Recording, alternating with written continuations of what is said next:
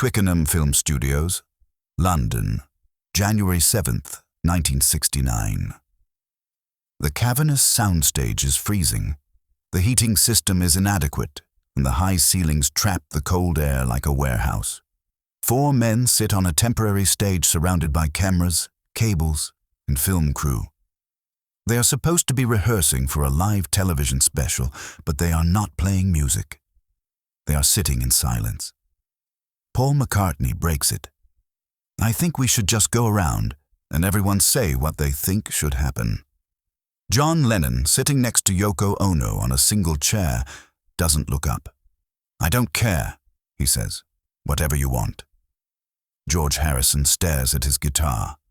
Ringo Starr lights a cigarette. The cameras are rolling. The documentary crew, led by Michael Lindsay Hogg, is capturing every moment of what will become the most famous band collapse in history. This is not the beginning of the end. That happened months, perhaps years, earlier. This is the documentation of men who can no longer pretend. The project had begun with optimism, or at least the performance of optimism.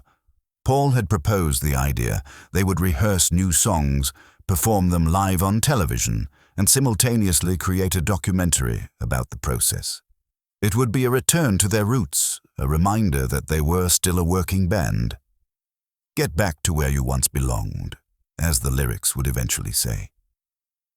The others agreed, but without enthusiasm. John saw it as a contractual obligation. George saw it as another Paul project. Ringo saw it as a paycheck. Nobody wanted to be there except Paul. Michael Lindsay Hogg would later recall, and even Paul didn't really want to be there. He just felt responsible for keeping it going. The systemic pressure was enormous. They owed their label another album. They had agreed to the documentary, and Apple Corps was hemorrhaging money. The only way to meet these obligations was to force themselves into a room together and manufacture the illusion of collaboration. The psychological framework of the breakdown was rooted in exhausted intimacy. These were 4 men who had spent nearly every day together for 7 years. They had shared beds in Hamburg, shared stages in America, shared drugs in London, shared the Maharishi's ashram in India. They knew each other's habits, weaknesses, resentments, and fears with a depth that exceeded most marriages. And like most marriages in their terminal phase, the communication had devolved from argument to silence to passive-aggressive tactical strikes. The problem was, we'd said everything to each other already. Paul reflected decades later. There was nothing left to say that wouldn't be a repeat of an argument we'd had 100 times before. So we just stopped talking. The Twickenham sessions began on January 2nd, 1969. The first few days were marked by a cold professionalism. They would arrive late, John and Yoko around 11 a.m., George closer to noon, and spend hours tuning guitars, drinking tea, and discussing everything except music. When they did play, it was tentative and joyless. Paul would suggest a song structure. George would play something different. John would drift off mid-take. Ringo would follow whoever seemed most committed. The footage from these sessions, eventually released in the Let It Be documentary and the 2021 Get Back series, shows 4 men performing competence without conviction. "We were trying to remember how to be the Beatles," Ringo said in the anthology documentary. "But we'd forgotten, or maybe we never knew. Maybe it just used to happen naturally, and now it required work we weren't willing to do."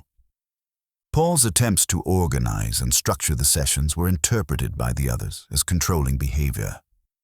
"Paul would come in with a clipboard," George said in a 1977 interview. "He'd have a schedule. 9 o'clock, we work on this song. 11 o'clock, we work on that song. It was like being in school. John and I didn't want to be in school anymore." On January 7th, during a discussion about how to play Two of Us, Paul demonstrated a guitar part to George. The exchange was caught on tape. "Paul, I think it should go like this." George, "I'll play whatever you want me to play, or I won't play at all if you don't want me to play. Whatever it is that will please you, I'll do it." The sarcasm was transparent. Paul's response was to retreat into politeness. "I'm just trying to help," he said. "George, you're always trying to help. You've been helping for years. I don't need help." The January 10th explosion was inevitable. The session began with a discussion about the live show. Paul wanted to perform in an amphitheater in North Africa. John suggested the Roundhouse in London. George said he didn't want to perform live at all. "I'm not interested in performing anymore," George said, his voice flat. "I'm tired of being a Beatle." Paul tried to negotiate. "Come on, George. We've got to do something. We've got cameras here. We've got a deadline." George stood up. "You can do it without me. I'm leaving the band." He unplugged his guitar, packed it in its case, and walked out. The tape captured the moment. "Paul, we should just let him go." "John, if he's not back by Tuesday, we'll get Eric Clapton. Yoko, or we could just have a three-piece." The casualness of the response was a defense mechanism. They had been here before. Ringo had quit briefly during the White Album sessions. But this felt different. George wasn't throwing a tantrum. He was stating a fact. For 5 days, the Beatles did not exist. Paul, John, and Ringo met with the cameras off and discussed whether to continue. "We talked about replacing George," Paul admitted in a 2001 interview. "We actually considered calling Eric Clapton or asking someone else to join. It seems insane now, but at the time, we were so deep in the dysfunction that replacing George seemed more reasonable than addressing why he wanted to leave." John's position was one of detached pragmatism. "If George doesn't want to be here, fine," he told the others. "We'll do it without him, or we won't do it at all. I don't care either way." Ringo tried to mediate, calling George multiple times. "I told him we needed him," Ringo recalled. "I told him we'd work it out, that we'd listen to his songs, that things would be different.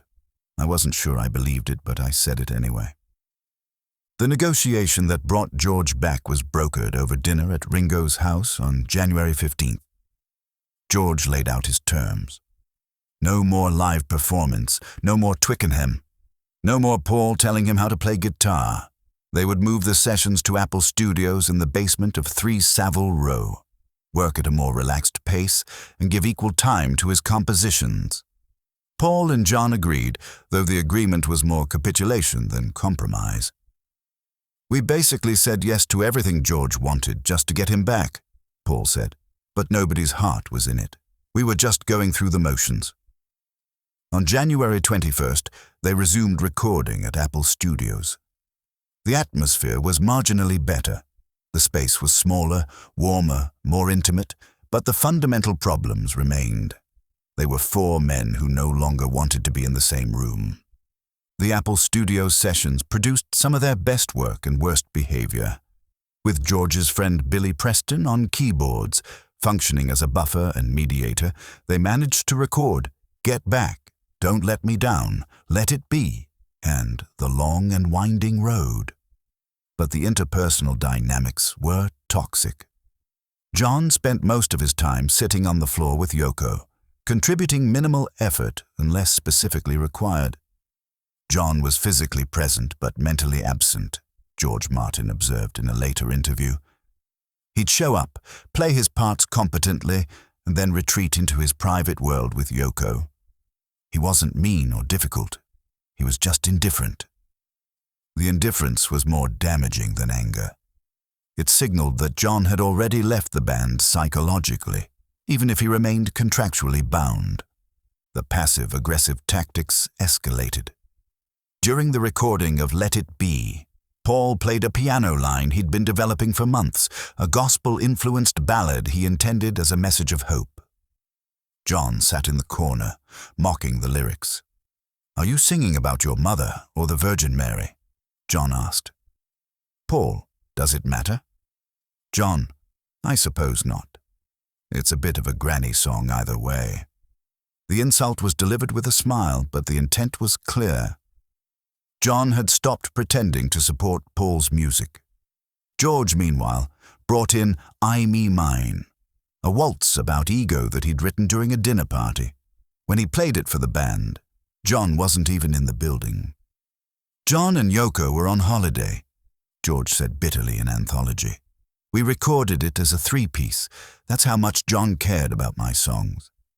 He couldn't even be bothered to show up. The verbal exchanges during these sessions, captured on tape and partially transcribed over the years, reveal the depth of the resentment. One argument, which occurred during a discussion about arrangements, became particularly heated. Paul suggested a harmony part for a song. George responded, "I'd prefer if you didn't sing harmony with me." Paul, "Why not?" George, "Because your harmonies always dominate. You sing louder than me and it becomes your song instead of mine." Paul, "I'm just trying to make it better." George, "You always think you're making it better. Maybe it doesn't need to be better. Maybe it just needs to be mine." The argument ended without resolution. They recorded the song without the harmony. It sounded incomplete, but nobody said anything. The silence was easier than negotiation. Ringo's role during this period was that of the exhausted peacemaker. "I spent half my time trying to keep everyone happy," he said in a 1981 interview. Paul would be upset because John wasn't contributing. John would be annoyed because Paul was being bossy. George would be angry because nobody listened to him. And I'd be sitting at the drums thinking, can we just play some bloody music? During one particularly tense session, Ringo addressed the group directly. "Look, we've been together 10 years. We've made incredible music. Can we just be nice to each other for a few more weeks and finish this project?" The response was silence. Then John spoke. "Being nice is harder than making music, Ringo. We've run out of nice." It was the most honest thing anyone had said in weeks. The rooftop concert on January 30th, 1969, was both a triumph and a symbol of the ending. They climbed to the roof of the Apple building, set up their equipment, and played 5 songs to the streets below. Passers-by stopped, office workers leaned out windows, and the police eventually shut it down due to noise complaints. For 42 minutes, they were the Beatles again, tight, energetic, professional. Get Back was sharp. Don't Let Me Down was passionate. I've Got a Feeling was cohesive. The footage shows them smiling, even laughing, but the footage also shows the truth in the details. John and Paul barely look at each other. George stands as far from Paul as the rooftop allows. Ringo just plays, focused on the drums, avoiding eye contact with anyone. When the police arrive and ask them to stop, John ad-libs, "I'd like to say thank you on behalf of the group and ourselves, and I hope we passed the audition." It was a joke and a eulogy. They would never perform together again. The aftermath of the rooftop was not celebration, but relief. They went back downstairs, packed up their equipment, and left. There was no discussion of what came next. The documentary crew had their footage. The record company would have their album eventually. The Beatles had fulfilled their obligation. "We thought we were making a comeback," Lindsay Hogg reflected. "What we actually filmed was a breakup in slow motion." The tapes from the January sessions sat in a vault for over a year. Nobody wanted to listen to them. Phil Spector was eventually hired to salvage the recordings, adding orchestration and production that Paul despised. The resulting album, Let It Be, was released in May 1970, a month after Paul announced he was leaving the band. The album cover showed 4 separate photos of the 4 Beatles, not looking at each other, not touching. It was the perfect visual metaphor. The systemic factors that made the studio unbearable were not just interpersonal. Apple Corps was collapsing under its own idealism and mismanagement. The company was losing money daily. Alan Klein had been brought in to restructure the finances, but his presence created a civil war. John, George, and Ringo supported Klein. Paul opposed him and pushed for his own father-in-law, Lee Eastman, to manage their affairs. This business conflict bled into every creative decision. Every conversation about music became a conversation about money and control, Paul said. We couldn't talk about chord changes without someone bringing up contracts. The legal and financial complexity of being the Beatles had exceeded their capacity to manage it. They were no longer a band. They were a corporation in crisis, and the studio was just another meeting room where the partners couldn't agree. The psychological toll was profound. Paul developed insomnia and depression. "I didn't want to get out of bed," he admitted years later. "I felt like everything I'd built was crumbling, and there was nothing I could do to stop it." John retreated further into heroin and his relationship with Yoko, using the studio sessions as something to endure rather than participate in. "I was already gone," John said in his 1970 Rolling Stone interview. "I'd quit in my head months before I quit officially. The studio was just a place I went because I was obligated to go." George channeled his frustration into solo work, spending his studio time at Apple working on his own songs in separate rooms. "I realized I didn't need the Beatles anymore," George said. "I had better songs than what we were recording together, and nobody wanted to hear them. So I decided to make my own albums where I wouldn't have to fight for space." Ringo, the most emotionally stable of the four, simply endured. "I just showed up and played drums," he said. "What else could I do?" The final sessions for what would become Abbey Road occurred later in the summer of 1969, but by then the damage was irreversible. They worked professionally, creating a polished, cohesive album, but they worked separately, tracking parts in isolation and avoiding confrontation through avoidance. "Abbey Road was us being professionals," Paul said. "We knew how to make a good album even if we hated each other. That's the saddest part. We were so good at being the Beatles that we could fake it even when it was dead." George Martin, who had guided them since the beginning, found himself reduced to a technician. "They didn't need me to produce them anymore," he said. "They knew exactly what they wanted. I was just there to make sure the tape was rolling." The language they used with each other in those final months shifted from affection to formality. "Paul and I stopped calling each other mate," John noted. "We started saying Paul and John, like we were business associates, which I suppose we were." The humor that had once been their bonding mechanism became weaponized. Jokes were now barbs. Laughter was now mockery. "We'd spent so many years making each other laugh," Paul reflected. "By 1969, we were using that same knowledge to hurt each other. We knew exactly what to say to cause pain." The emotional intimacy that had created their best music became the tool for their destruction. In September 1969, during a business meeting at Apple, John officially announced he wanted a divorce. "I told them I was leaving," John recalled. "I said, I want out. I want a divorce." Paul started crying. George looked relieved. Ringo looked confused. Alan Klein, present at the meeting, advised John to keep the announcement private until they renegotiated their recording contract with EMI. John agreed, but the secret created a new level of dysfunction. "We had to keep pretending we were still a band even though John had quit," Paul said.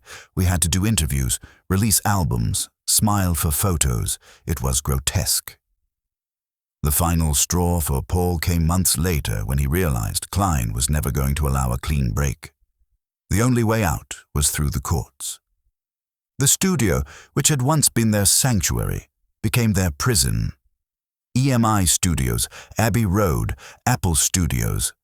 These were spaces where they had created revolutions in sound, where they had laughed and experimented and pushed boundaries. Now they were cold rooms where four men sat in silence, counting down the hours until they could leave.